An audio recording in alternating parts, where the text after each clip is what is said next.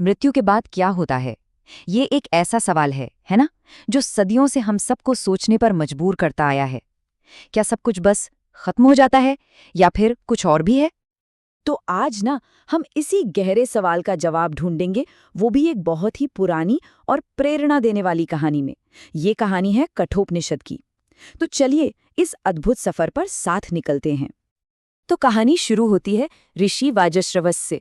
वो एक बहुत बड़ा यज्ञ कर रहे थे, मतलब अपनी सारी संपत्ति दान करने का यज्ञ। लेकिन जानते हैं, उनके दान में एक खोट थी। वो दान में ऐसी गायें दे रहे थे जो एकदम बूढ़ी, बीमार और दूध देने लायक भी नहीं थी। सच कहें तो ये दान नहीं था, बस एक तरह का बोझ उतारना था। और ये सब कौन देख रहा था? उनके बेटे नचिकेता। वो एक मासूम सा बालक था, लेकिन सच्चाई और धर्म की समझ उसमें बहुत गहरी थी। अपने पिता को धर्म के नाम पर ऐसा करते देख उसका कोमल मन ना बेचैन हो उठा। और फिर उसी बेचैनी से जन्मा एक सवाल, एक ऐसा सवाल जो जितना मासूम था उतना ही तीखा भी।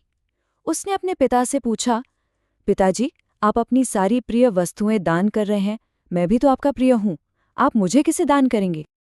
अब इस सवाल ने पिता के अहंकार को सीधी चोट पहुंचाई। वो एकदम क्रोध से भर गए और बिना सोचे समझे गुस्से में चिल्लाए, जा, मैं तुझे मृत्यु को देता हूं।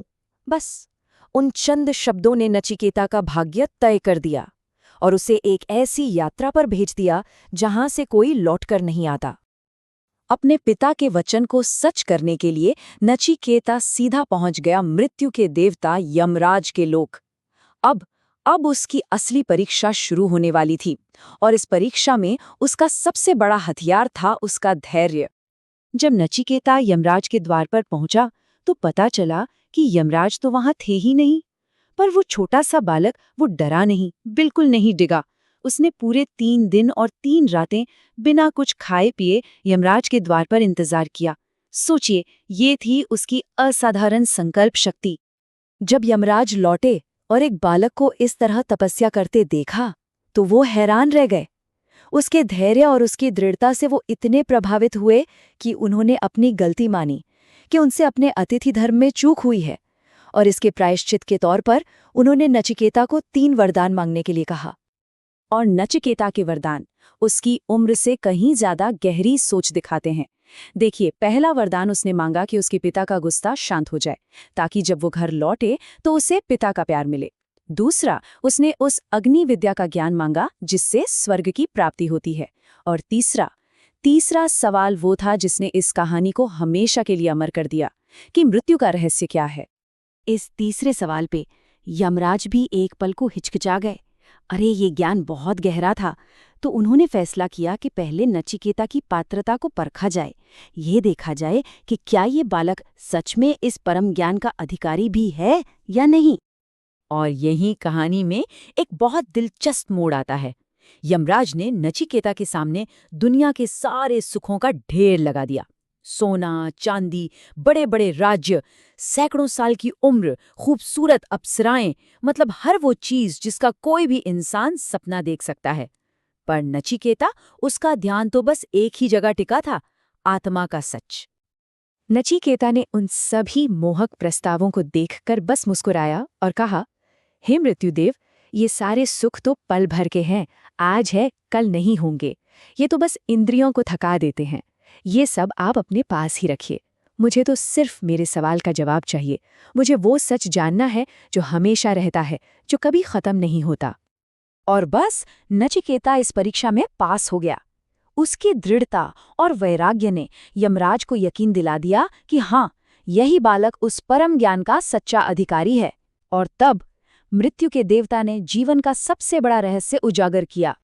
यमराज ने कहा, हे नचिकेता, जिसे तुम मृत्यु समझते हो ना, वो केवल शरीर का अंत है, आत्मा का नहीं। आत्मा न कभी पैदा होती है और ना ही कभी मरती है। ये अजर है, अमर है, शाश्वत है। जरा सोचिए, ये कितना गहरा विचार है कि हमारे अंदर कुछ ऐसा है जिस पर समय का कोई असर ही नहीं होता।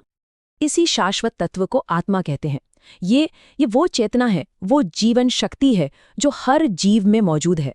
शरीर तो बस कपड़ों की तरह हैं जो बदलते रहते हैं, लेकिन उसे पहनने वाली आत्मा वो हमेशा वही रहती है, अविनाशी और अनंत। यमराज ने आगे समझाया कि देखो, शरीर तो एक दिन मिट ही जाएगा, पर आत्मा हमेशा रहेगी।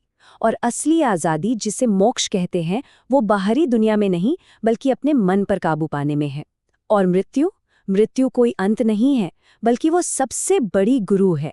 वही हमें सिखाती है कि असल में सच क्या है और क्या सिर्फ एक भ्रम। तो एक छोटे से बालक और स्वयं मृत्यु के देवता के बीच हुआ यही ज्ञान से भरा संवाद आगे चलकर दुनिया के महानतम आध्यात्मिक ग्रंथों में से एक बना, और उसे ही हम कठोपनिषद के नाम से जानते हैं।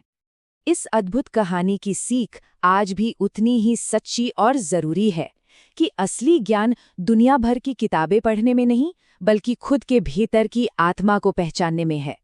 अगर नचिकेता की तरह हमारे अंदर भी सच्चाई जानने की वो लगन और धैर्य हो, तो कोई भी रहस्य दूर नहीं रह सकता।